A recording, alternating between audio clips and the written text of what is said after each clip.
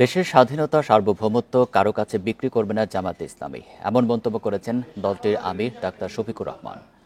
সকালে নাটোরের নবাব সিরাজউদ্দৌলা সরকারি কলেজ মাঠে কর্মী সম্মেলনে এই মন্তব্য করেন তিনি। বলেন, কারো সঙ্গে শত্রুতা যেমন করা হবে না, কারো চোখ রাঙানিও বরদাস্ত করা হবে না।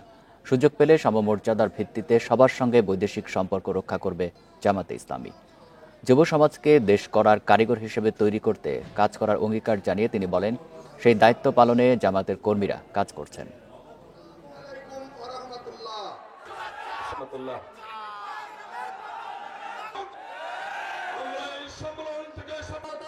একটা কাঙ্ক্ষিত চাকরি তার কপালে জুটবে না এমন শিক্ষা